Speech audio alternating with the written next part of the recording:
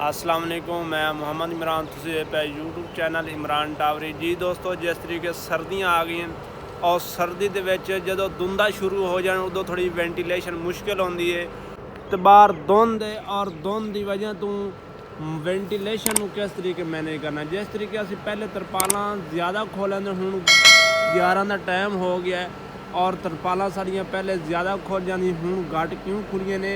और अंदर चूजे की सूरत हाल भी खाई है कि चूजे नूं किस तरीके वेंटिलेशन असीं दे रहे हैं और साडे बरूडर भी इस टाइम चल रहे हैं। और धुंद दे विच वेंटिलेशन देनी बहुत मुश्किल है। और हुण अंदर चलते हैं शैड दे विच और तुहानूं दिखाने कि वेंटिलेशन किस तरीके देनी है।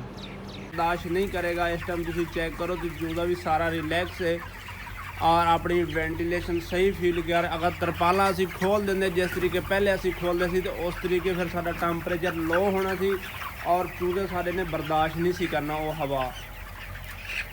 क्योंकि पहले तो दिन निकल आंदा सी, मौसम साफ हो जाता सी, इस वास्ते बाहरों गर्म हवा, बाहर का टैंपरेचर ज़्यादा हो जाता सी और बाहर वाली तरपाला जी बाहर वाली हवा जी चूजा बर्दाश्त कर लेंदे। हुण चेक करो तो हुण बाहर वाली हवा नहीं बर्दाश्त कर सकिया और थोड़ी देर तक जिस तरीके हुण मौसम साफ हो रही है। सुबह टाइम तो बहुत ज़्यादा धुंद सी और हुण थोड़ी धुंद कम हो गई है। हुण धुंद कम हो गई, इस कम होने दे नाल थोड़ी देर तक फिर साड़ियाँ पन्नियाँ खुल जाएंगी। जिस तरीके मौसम साफ होएगा, जिस तरीके थोड़ा जिहा मौसम ने साथ दिता तो साड़ियाँ तरपालां खुल जानियां और तरपालां खोलेंगे जिस तरीके पहले रूटीन वार तरपालां खोल दें। और धुंद दे विच की हुंदा वा, धुंद दे विच तुसीं ज़्यादा हवा नहीं दे सकते। जिस तरीके मौसम साफ होवे तो असीं ज़्यादा हवा दे सकते हैं। धुंद दे विच मौसम नहीं साफ होंदा बाहर और इहदी वजह तो जिहड़ा धुंद की वजह तो बाहर असीं बाहरों हवा जिहड़ी ज़्यादा नहीं दे सकते। अगर बाहरों ज़्यादा हवा दईए तो साडा चूजा काबिल बर्दाश्त नहीं कर सकता। और इस तरीके चेक करिए असीं तो देनी है चूजे नूं वेंटिलेशन। वेंटिलेशन देने का मकसद ही यही आ। अगर थोड़ा बाहर टैंपरेचर ज़्यादा वा या कम आ, टैंपरेचर थोड़ा ज़्यादा वा या कम आ और चूजे नूं वेंटिलेशन पूरी देनी। जिस तरीके तुसीं चेक करो तो वेंटा तो असीं हवा दे रहे हैं, पलियां खोल के नहीं दे रहे क्योंकि पलियां साड़ियाँ चूजा नहीं बर्दाश्त कर सकता। धुंद है, धुंद की वजह तो चूजा बर्दाश्त नहीं कर सकता।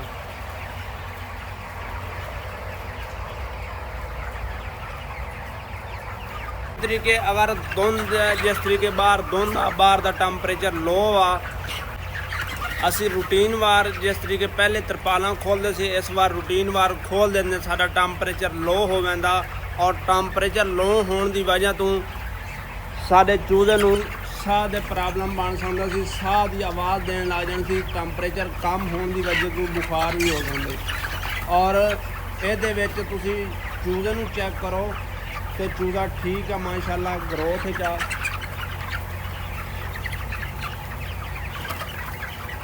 अगर तुसीं टैंपरेचर इनू कम देवोगे और टैंपरेचर कम देने दे नाल तुसीं जानवर थोड़ा बुखार भी हो सकता जानवर नूं और साह दे मसले मसाइल भी बन सकते थोड़ी ज़्यादा कर सकता क्योंकि जानवर नूं बाहरों हवा जो मिलनी है पैडा की ज़्यादा और वो चूजा बर्दाश्त नहीं करेगा क्योंकि वेंटां की हवा जी जानवर बर्दाश्त कर सकता वा। जो वेंटां की हवा बर्दाश्त कर रही है, बाहर मौसम है ठंडा और धुंद की वजह तो बाहरों ठंडी हवा ज़्यादा होने की वजह तो टैंपरेचर बाहर कम है, उसकी वजह तो सानू कल वाली वेंटिलेशन नहीं दे सकते क्योंकि बाहर ठंड ज़्यादा वा।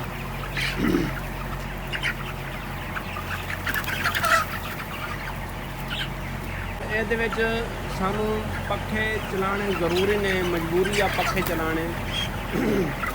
बाहर भावें मौसम साफ होवे या धुंद होवे तुसी पखे जिहड़े ने वो पखे तुसी देने ने ज़रूरी क्योंकि तुसी बरूडर भी चला के दियो या जिस तरीके भी उसकी वेंटिलेशन मैनेज करनी उस तरीके करो।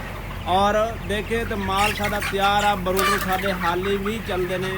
अगे तो इस टाइम असीं बटना तो बंद कर देंगे सी और हुण भी साडे बरूडर जिहड़े ने आटो लगे ने क्योंकि बाहर मौसम ठंडा वा। बाहर मौसम की वजह तो सानू पखे देने ज़रूरी ने। जिस तरीके हुण तुसीं पखे चेक करो तो पखे भी चल रहे हैं और पखे देने सानू ज़रूरी ने ਟੈਂਪਰੇਚਰ ਕਮ ਹੋਵੇਗਾ ਤੇ ਬਰੂਡਰ ਆਟੋਮੈਟਿਕ ਚੱਲ ਜਾਏਗਾ। ਹੁਣ ਜਿਸ ਤਰੀਕੇ ਮਿੰਟ ਇੱਕ चलिया फिर बंद हो गया, 5-7 मिनट बाद 10 मिनट बाद फिर चलेगा और फिर अपना मिनट 2 बाद चलेगा, फिर बंद हो जाएगा। इस तरीके ही अपनी वेंटिलेशन दियो, क्योंकि चूजे नूं वेंटिलेशन जितनी तुसी ठीक देवोगे चूजा उतना ही थोड़ा ठीक रहेगा, उतने ही मसले मसाइलों तो बचा रहेगा। उम्मीद करें कि ये वीडियो अच्छी लगी हो। अगर वीडियो अच्छी लगी है सारे चैनल को ज़रूर सब्सक्राइब करें और बेल आई बटन को ज़रूर दबा दें ताकि इधर की वीडियो आप तक पहुँचती रहे।